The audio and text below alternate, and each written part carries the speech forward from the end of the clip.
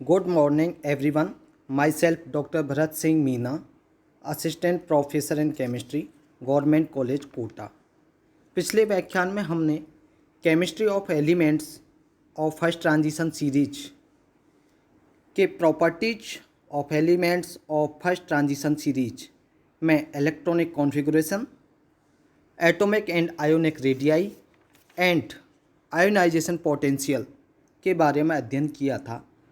इसी क्रम में हम आज रेडॉक्स विभव या redox potential and oxidation states के बारे में अध्ययन करेंगे। रेडॉक्स विभव या रेडॉक्स पोटेंशियल किसे कहते हैं? किसी धातु आयन के अपचयन के मानक इलेक्ट्रोड विभव को मानक अपचयन विभव अथवा रेडॉक्स विभव के नाम से जानते हैं। एक प्रारूपिक हाइड्रोजन सेल के माध्यम से हम ये जानने का प्रयास करते हैं कि किस प्रकार से किसी धातु का मानक इलेक्ट्रोड विभव ज्ञात किया जाता है।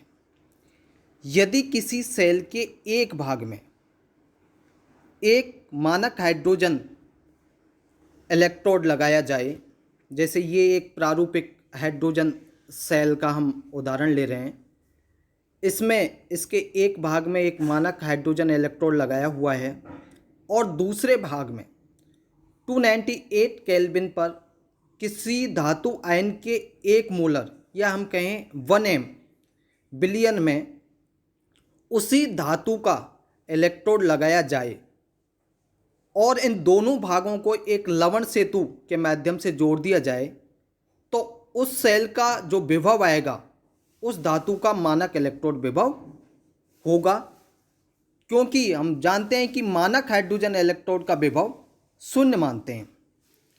अब इन दोनों अर्ध सेलों में किस प्रकार से अभिक्रियाएं संपन्न होगी वो हम इसके माध्यम से देख सकते हैं। मैं यहाँ आपको लोगों को ये बताने का प्रयास कर रहा हूँ।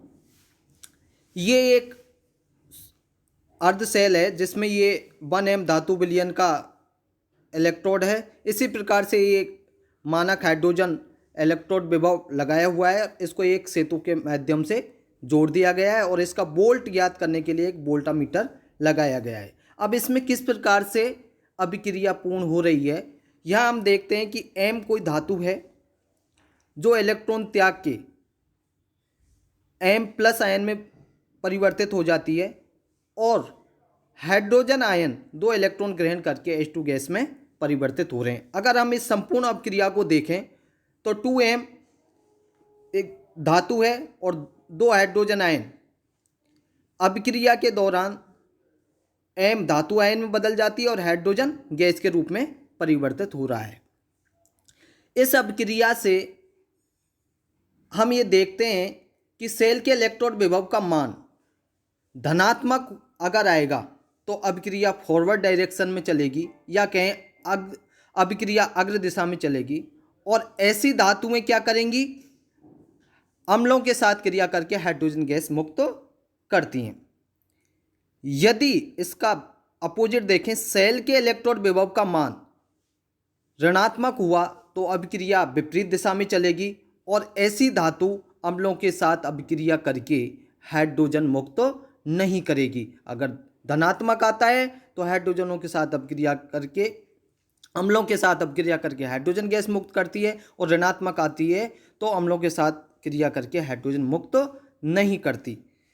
अब हम देखते हैं कि किसी धातु के लिए मानक इलेक्ट्रोड विभव E0 को सदैव किसके रूप में मानते हैं? हम मानक अपचयन विभव या स्टैंडर्ड इलेक्ट्रोड पोटेंशियल के रूप में मानते हैं।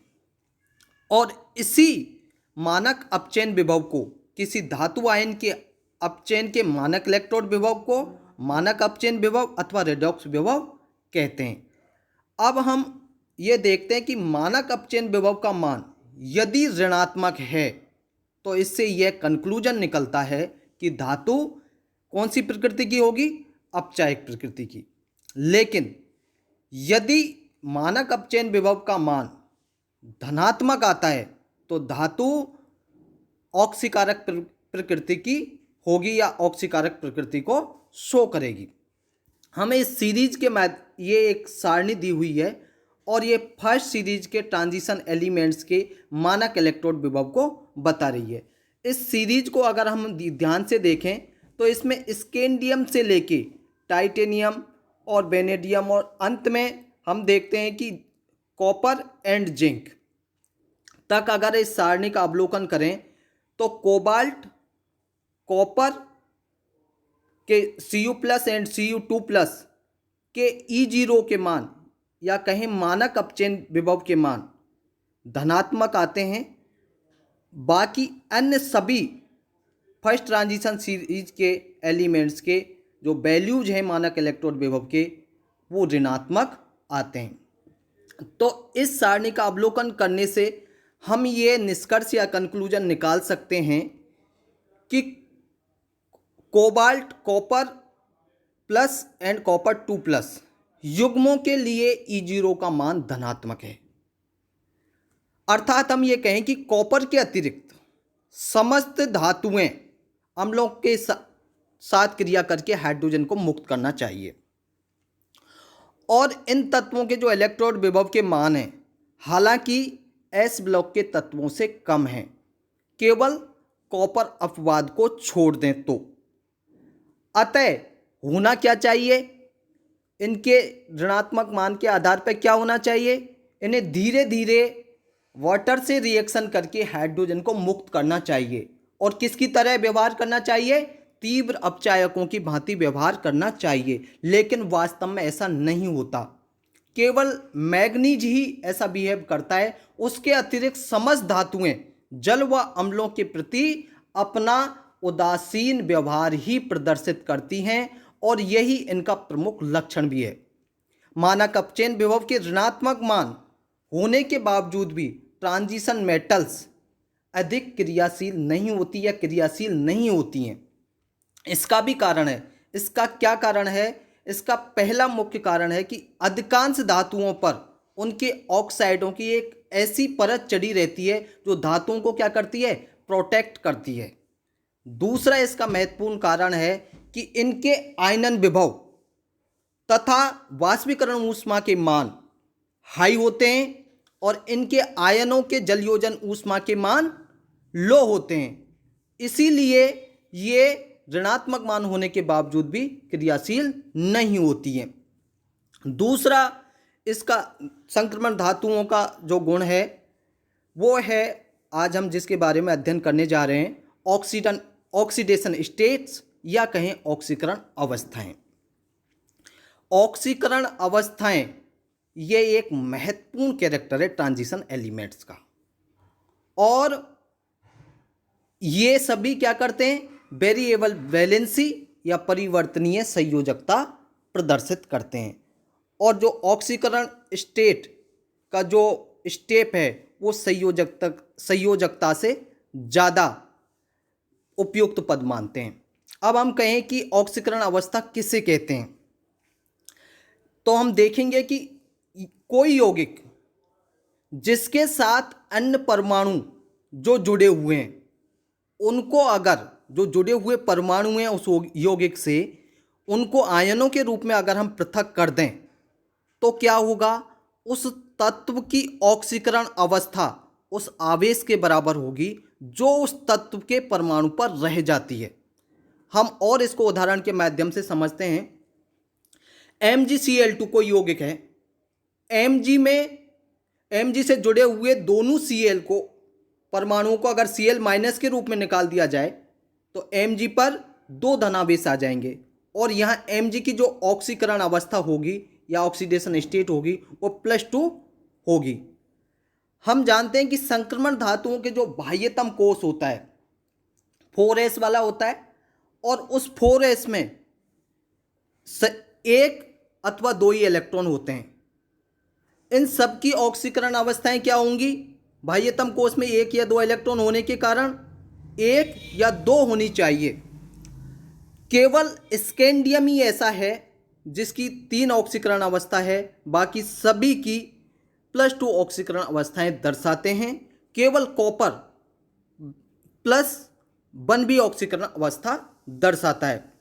स्कैंडियम की मैं कह रहा था कि स्कैंडियम +3 ऑक्सीकरण अवस्था दर्शाता है। उसके पीछे कारण यह है कि स्कैंडियम की अगर +2 ऑक्सीकरण अवस्था वो शो करे तो वो स्थायी नहीं होती है, क्योंकि जो उससे अंदर वाला ऑर्बिटल है डी, जिसमें एक बचा हुआ इलेक्ट्रॉन है, वो उसको भी त्यागने का प्रयास करेगा और उसको त्याग कर वो कैसा विन्यास ग्रहण करेगा, उत्कृष्ट गैस विन्यास ग्रहण करेगा। इसीलिए उसकी +3 ऑक्सीकरण अवस्थाएं आपको देखने को मिलती है या स्थायी होती है। हम अगर फर्स्ट ट्रांजिशन सीरीज के संक्रमण धातुओं की सारणी के बारे में देखें तो हम देखते हैं कि S और अयुग्मित D इलेक्ट्रॉन, इन दोनों के अगर हम इलेक्ट्रॉन को जोड़ें तो वो स्कैंडियम से लेके जिंक तक प्रथम श्रेणी के ट्रांजिशन मेटल्स की ऑक्सीकरण अवस्थाएं होंगी। स्कैंडियम में देखें तो बाह्यतम कोष S में 2 इलेक्ट्रॉन हैं, उससे अंदर वाले d ऑर्बिटल में 1 इलेक्ट्रॉन है। इसी प्रकार से टाइटेनियम में अंदर वाले d ऑर्बिटल में 2 अयुग्मित इलेक्ट्रॉन हैं, वेनेडियम में 3 अयुग्मित हैं, क्रोमियम में 5 इलेक्ट्रॉन हो जाते हैं, क्योंकि 4s2 से एक इलेक्ट्रॉन 3d में चला जाता है। वो अर्धपूर्ण और पूर्ण भरे कक्षकों के आधार पर, जैसे मैंने पिछले व्याख्यान में आपको बताया था। इसलिए क्रोमियम में 5 डी अयुग्मित इलेक्ट्रॉन हो जाते हैं, मैग्नीज में 5 डी अयुग्मित इलेक्ट्रॉन होते हैं, और इस 5 से आगे या हम कहें मैग्नीज से आगे जैसे जैसे हम आयरन और जिंक तक जाएंगे तो अयुग्मित इलेक्ट्रॉन जो डी ऑर्बिटल में होते हैं उनकी पेयरिंग शुरू हो जाती है, और जब पेयरिंग शुरू हो जाती है तो अयुग्मित इलेक्ट्रॉन की संख्या भी घटती जाती है। इसीलिए अब हम आगे देखेंगे आयरन में 4 ही अयुग्मित इलेक्ट्रॉन रहेंगे, कोबाल्ट में 3, उसके बाद निकेल में 2, कॉपर में 0 और जिंक में भी 0। कॉपर का भी वही है, अर्धपूर्ण और पूर्ण भरे कक्षकों के स्थायित्व के कारण 4s से एक इलेक्ट्रॉन डी कक्षक में जाने के कारण वहां पर अयुग्मित इलेक्ट्रॉन की संख्या 0 हो जाती है, क्योंकि यहां पर कॉपर में D10 हो जाता है।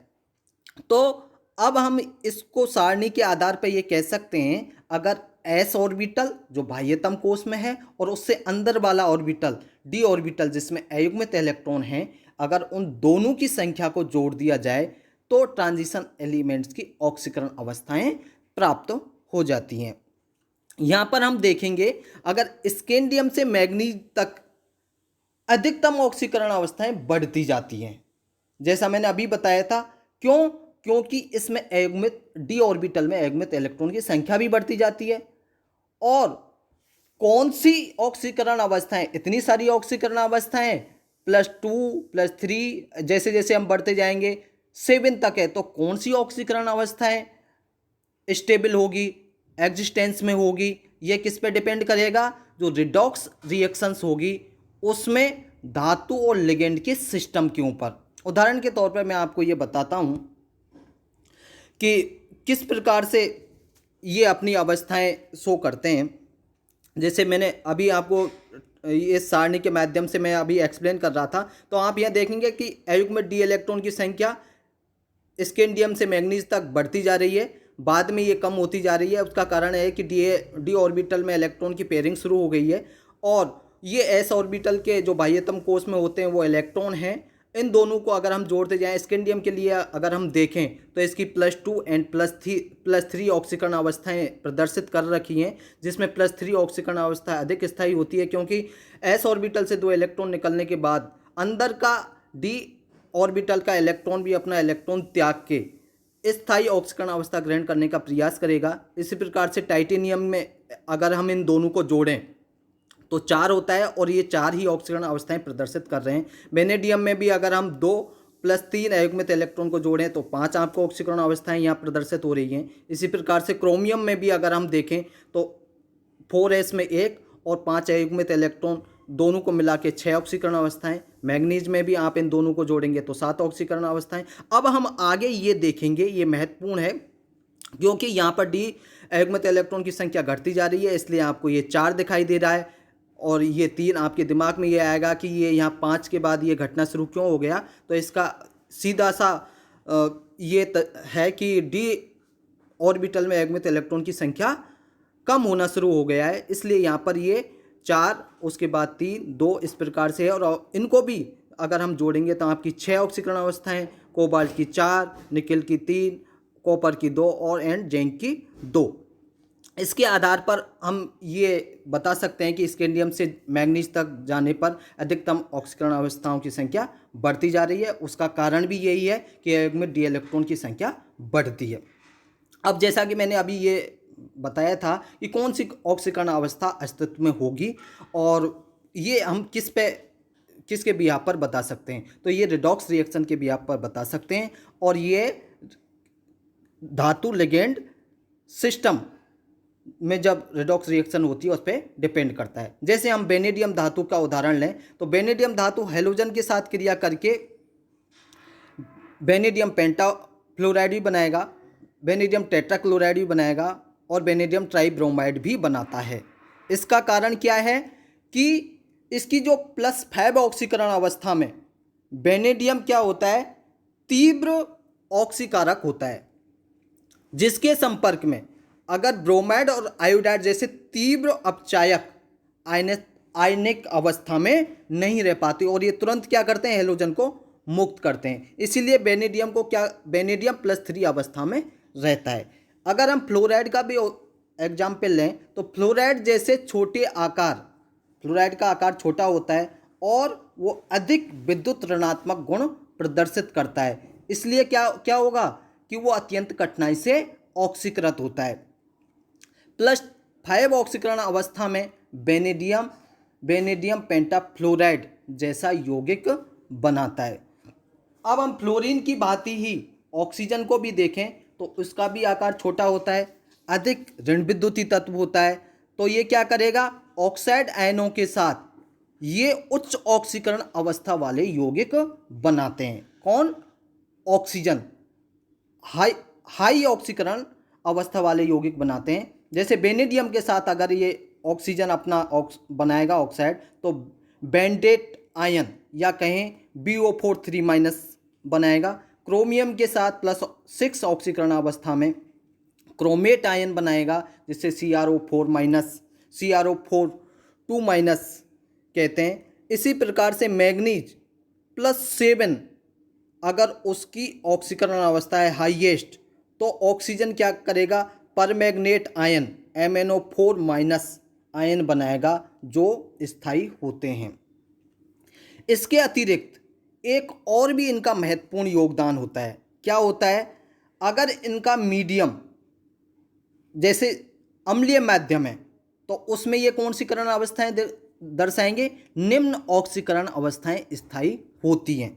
जबकि क्षारीय माध्यम में, ये ध्यान देना, अगर मीडियम चेंज हो रहा है तो उसकी ऑक्सीकरण अवस्थाएं भी अलग अलग होंगी। जैसे अगर अम्लीय माध्यम है तो निम्न ऑक्सीकरण अवस्थाएं स्थायी होंगी और क्षारीय माध्यम है तो उच्च ऑक्सीकरण अवस्थाएं स्थायी होंगी। यही कारण है कि आपने देखा होगा कि FeOH का होल ट्वाइस अगर एयर में खुला छोड़ दिया जाए तो भूरे रंग के फेरिक हाइड्रोक्साइड या FeOH3 में परिवर्तित हो जाता है। क्यों? क्योंकि संकर्ण धातुओं के हाइड्रोक्साइड वायुमंडलीय ऑक्सीजन से ही ऑक्सीकृत हो जाते हैं। इसके अलावा आपको एक और चीज़ बताता हूं कि अगर पाई इलेक्ट्रॉन लिगेंड के साथ संक्रमण धातु उपस्थित है तो वह शून्य अवस्था में भी उपस्थित रहता है। इसका क्या कारण है, ऐसी अवस्था में धातु लिगेंड के साथ 2 प्रकार का व्यवहार करता है। कौन कौन सा, एक तो सिग्मा दाता अर्थात सिग्मा डोनर और दूसरा है पाई पाता या पाई एक्सेप्टर के रूप में वो कार्य करता है। अगर हम इसको इस प्रकार से कहें, लिगेंड पहले क्या करेगा, धातु परमाणु को, ध्यान दें, लिगेंड पहले तो धातु परमाणु को अपने इलेक्ट्रॉन युग्म को देकर क्या बनाएगा, सिग्मा बंध बनाएगा और उसके बाद धातु परमाणु, जब लिगेंड ने उसको इलेक्ट्रॉन दिए तो धातु पर क्या हो गया, धातु परमाणु पर कौन सा आवेश आएगा, ऋण आवेश आ जाता है और जिसका बाद में धातु परमाणु क्या करेगा, विस्थानीकरण करने के लिए धातु परमाणु अपने d ऑर्बिटल में से क्या करेगा, लिगेंड अणु के रिक्त, कैसे होंगे लिगेंड अणु के रिक्त होंगे, और विपरीत बंदी जिसे हम वैकेंट एंटी बॉन्डिंग ऑर्बिटल्स के नाम से भी जानते हैं के साथ सहपार्श्वीय अतिव्यापन या कोलेटरल ओवरलैपिंग करेगा। और ये कोलेटरल ओवरलैपिंग करके क्या बनाएगा, कौन सा बंध बनाएगा, पाई बंध बनाएगा। ये कौन बना रहा है, धातु। धातु अपने इलेक्ट्रॉन को किसको दे रहा है, लिगेंड के वैकेंट एंटी बॉन्डिंग ऑर्बिटल्स को, और पाई बंध बनाता है। इस प्रकार के बॉन्ड को हम किस नाम से जानते हैं, बैक बॉन्डिंग के नाम से भी जानते हैं, या पश्च बंधन भी कहा जाता है। और इस प्रकार के बंध बनाने के लिए जो लिगेंड होते हैं वो कौन कौन से होते हैं, CO हो सकता है, NO हो सकता है, N2 हो सकता है, PR3 हो सकता है, RNC हो सकता है, अन्य लिगेंड भी हो सकते हैं। यहाँ पर आपको ये धातु कार्बोनाइलों में सिग्मा व पाई बंध किस प्रकार से बन रहा है, तो ये पहले तो क्या कर रहा है, लिगेंड अपने इलेक्ट्रॉन के द्वारा मेटल के रिक्त कक्षक को इलेक्ट्रॉन डोनेट कर रहा है, सिग्मा बॉन्ड बना रहा है। और जब मेटल पर ऋणावेश की मात्रा बढ़ गई तो मेटल अपने d ऑर्बिटल से लिगेंड के एंटी बॉन्डिंग ऑर्बिटल्स जो कि रिक्त हैं उनमें अपना सहपार्श्वीय अतिव्यापन के द्वारा ओवरलैपिंग कर रहा है और पाई बंध बना रहा है। CO लिगेंड वह किसी धातु आयन के मध्य के बंध को, जैसा कि इस डायग्राम के माध्यम से अभी मैंने बताया था, प्रदर्शित कर सकते हैं। संक्रमण धातुएं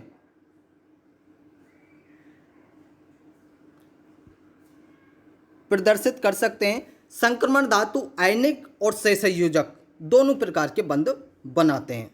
जब धातु कम ऑक्सीकरण, ये ध्यान देना, संक्रमण धातु दोनों प्रकार के बंध बनाती है। कौन कौन से, आयनिक भी बनाएगी और सहसंयोजक बंध भी बनाएगी, लेकिन वो किस किस स्थिति में आयनिक बनाएगी और किस स्थिति में सहसंयोजक बंध बनाएगी वो उसकी ऑक्सीकरण अवस्था पर निर्भर करेगा। जब धातु ऑक्सीकरण अवस्था में होता है तो कम ऑक्सीकरण अवस्था में होता है तो वो कैसा बंध बनाता है, आयनिक यौगिक ही बनाता है। लेकिन इसकी ऑक्सीकरण अवस्था बढ़ने के साथ साथ वो आयनिक यौगिक किस में बढ़ता चला जाएगा, बंधों में सहसंयोजक गुण बढ़ता जाता है। इसका क्या कारण है, जब धातु आयन अधिक ऑक्सीकरण अवस्था में है तो उस आयन पर धनावेश की अधिकता हो जाएगी, जिससे क्या करेगा, धनावेश की अधिकता हो जाएगी तो वो क्या करेगा, ऋण आयन का ध्रुवीकरण करेगा, पोलराइजेशन करेगा। और फायंस नियम के अनुसार यही है कि जब उसका छोटा आकार होगा, छोटा आकार कब होगा, जब वो धनायन होगा, धनावेश की मात्रा बढ़ेगी तो वो ऋण आयन का ध्रुवीकरण करता है और उससे क्या होगा, अणु में सहसंयोजक गुण बढ़ जाते हैं। ऑक्सीकरण अवस्था के बढ़ने से इनके यौगिकों की अम्लता व क्रियाशीलता भी बढ़ती है। ध्यान रखना, अगर ऑक्सीकरण अवस्था बढ़ रही है तो यौगिक में किस किस गुण की वृद्धि होगी, अम्लता की भी वृद्धि होगी और क्रियाशीलता की भी वृद्धि होगी। जैसे मैं यहाँ एक उदाहरण के माध्यम से बता रहा हूँ। ये टाइटेनियम ऑक्साइड है, ये वेनेडियम ऑक्साइड है, क्रोमियम ऑक्साइड है। ये कैसे क्षारीय होते हैं, लेकिन जैसे जैसे इनकी ऑक्सीकरण अवस्था बढ़ रही है, Ti2O3, B2O3 और Cr2O3, तो ये उभयधर्मी हो गए। और बाद में जैसे और हुआ तो ये CrO3 अम्लीय होता है। जिंक जो कि श्रेणी के अंतिम छोर पर, फर्स्ट ट्रांजिशन सीरीज के लास्ट में क्या है, जिंक, जिसमें डी कक्षक पूर्ण रूप से भरे हुए हैं, वह अपने बाह्यतम कोश के 2 इलेक्ट्रॉन को त्याग कर कैसी अवस्था प्राप्त करता है, स्थायी। इसके +2 के अतिरिक्त अन्य कोई ऑक्सीकरण अवस्था नहीं होती। उसका कारण यही है कि यह अपने आउटर मोस्ट शेल से 2 इलेक्ट्रॉन को त्याग देता है, तो अंदर के डी ऑर्बिटल उसका फुलफिल है। और अब अपन जानते हैं कि अर्धपूर्ण व पूर्ण भरे हुए कक्षक स्थायी होते हैं, इसीलिए इसकी +2 ऑक्सीकरण अवस्था के अतिरिक्त अन्य कोई अवस्था नहीं होती है। किसी तत्व के रेडॉक्स विभव E0 से निम्न सूत्र द्वारा मुक्त ऊर्जा का कैलकुलेशन किया जा सकता है। ये सूत्र है डेल G0/F बराबर -Z E0। इसके द्वारा हम उसकी मुक्त ऊर्जा का परिकलन कर सकते हैं। Thank you.